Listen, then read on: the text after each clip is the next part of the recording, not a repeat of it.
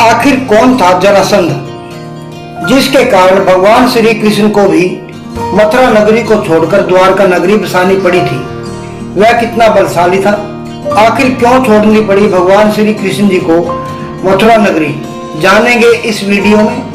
Video में आगे बढ़ने से पहले आपसे अनुरोध है कि आप इस वीडियो को अंत तक देखना, और अगर आपने हमारे चैनल को अभी तक सब्सक्राइब नहीं किया है तो कृपया करके चैनल को सब्सक्राइब जरूर कर लें। तो चलिए बढ़ते हैं आगे वीडियो में। जरासंध महाभारत कालीन मगध राज्य के नरेश थे। सम्राट जरासंध ने बहुत से राजाओं को अपने कारागार में बंदी बनाकर रखा था, पर उसने किसी को भी मारा नहीं था। इसका कारण यह था कि वह चक्रवर्ती सम्राट बनने की लालसा हेतु ही वह इन राजाओं को बंदी बनाकर रख रहा था, ताकि जिस दिन 101 राजा हो और वो महादेव को प्रसन्न करने के लिए उनकी बलि दे सके। जरासंध मथुरा के नरेश कंस का ससुर और परम मित्र था। उसकी दोनों पुत्रियों अस्ति और प्राप्ति का विवाह कंस से हुआ था। श्री कृष्ण से कंस के वध का प्रतिशोध लेने के लिए उसने 17 बार मथुरा पर चढ़ाई की, जिसके कारण भगवान श्री कृष्ण को मथुरा छोड़कर जाना पड़ा और वो द्वारका में जा बसे। जरासंध के पिता मगध नरेश बृहद्रथ थे और उनकी 2 पटरानियां थी। वह दोनों को ही संतान चाहते थे। बहुत समय व्यतीत हो गया और वो बूढ़े हो चले थे, लेकिन उनकी कोई संतान नहीं हुई थी। तब एक बार उन्होंने सुना कि उनके राज्य में ऋषि चंड कौशिक पधारे हुए हैं और वो एक आम के वृक्ष के नीचे विराजमान है। यह सुनते ही राजन बृहद्रथ आशापूर्ण होकर ऋषि से मिलने चल दिए। ऋषि के पास जाकर उन्होंने ऋषि को अपना दुखड़ा कह सुनाया। राजा का वृतांत सुनकर ऋषि को उन पर दया आ गई और उन्होंने राजा को एक आम दिया और कहा कि वे इसे अपनी रानी को खिला देना।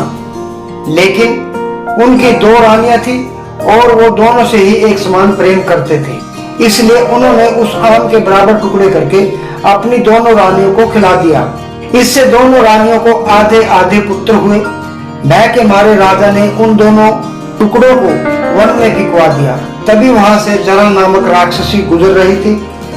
उसने मांस के उन दोनों लोथड़ों को देखा और उसने दायां लोथड़ा दाएं हाथ में और बायां लोथड़ा बाएं हाथ में ले लिया, जिससे वो दोनों टुकड़े जुड़ गए।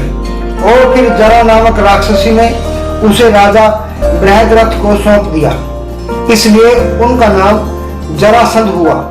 इधर अंग प्रदेश का राजा बनने के पश्चात कर्ण अंग की प्रजा को मगध नरेश के अन्याय से मुक्त करने के लिए जरासंध से युद्ध करता है।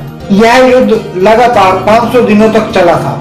इसी युद्ध के अंत में कर्ण जरासंध को बताता है कि उसे उसकी कमजोरी का ज्ञान है, उसे बीच में से फाड़कर मारा जा सकता है। तब जरासंध अपनी पराजय स्वीकार कर लेता है और यहीं से उसकी मृत्यु का रहस्य सबके सामने आ जाता है। इंद्रप्रस्थ नगरी का निर्माण पूरा होने के पश्चात एक दिन नारद मुनि ने महाराज युधिष्ठिर को उनके पिता का यह संदेश सुनाया कि अब वे राजसूय यज्ञ करें। इस विषय पर महाराज ने श्री कृष्ण जी से बात की तो उन्होंने भी युधिष्ठिर को राजसूय यज्ञ करने के लिए प्रोत्साहित किया। लेकिन महाराज युधिष्ठिर के चक्रवर्ती सम्राट बनने के मार्ग में केवल एक रोड़ा था, वो था मगध नरेश जरासंध, जिसे परास्त किए बिना वह सम्राट नहीं बन सकते थे और ना ही उसे रणभूमि में परास्त किया जा सकता था। इस समस्या का समाधान करने के लिए भगवान श्री कृष्ण जी भीमसेन और अर्जुन के साथ ब्राह्मणों का भेष बनाकर मगध की ओर चल दिए। वहां पहुंचकर जरासंध ने उन्हें ब्राह्मण समझकर कुछ मांग लेने के लिए कहा, लेकिन उस समय ब्राह्मण भेषधारी श्री कृष्ण जी ने कहा कि अभी उनकी दोनों मित्रों का मौन व्रत है जो अर्धरात्रि में समाप्त होगा।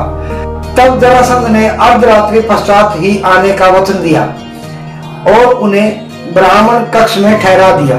जरासंध अर्धरात्रि में आया, लेकिन उसे उन तीनों पर कुछ संदेह हुआ कि वे ब्राह्मण नहीं हो सकते, क्योंकि उनके शरीर क्षत्रिय जैसे लग रहे थे।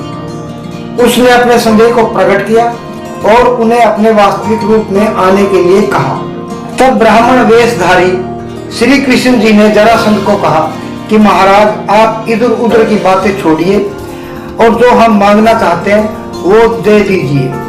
तब जरासंध ने कहा कि आप जो कुछ मांगना चाहते हो बेहिचक मांगिए। तब श्री कृष्ण जी ने जरासंध को मल्लयुद्ध करने के लिए कहा और फिर अपना वास्तविक परिचय भी दे दिया।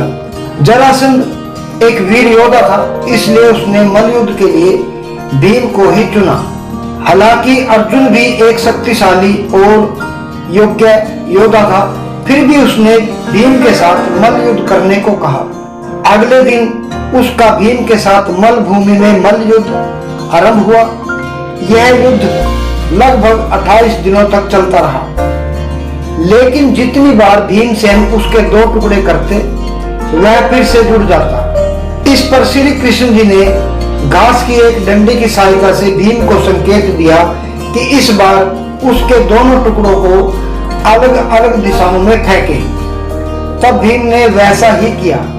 इस प्रकार जरासंध फिर जुड़ नहीं सका और उसका वध हो गया। तब उसका वध करके उन तीनों ने उसके बंदीगृह में बंद सभी राजाओं को मुक्त करा दिया और श्री कृष्ण ने जरासंध के पुत्र सहदेव को राजा बनाया। सहदेव ने आगे चल करके महाभारत के युद्ध में पांडवों का साथ दिया था। तो साथियों, ये थी जानकारी जरासंध के बारे में। ये वीडियो आपको कैसी लगी कृपा करके कमेंट बॉक्स में जरूर बताना। अगर अच्छी लगी हो तो वीडियो को एक लाइक जरूर कर देना।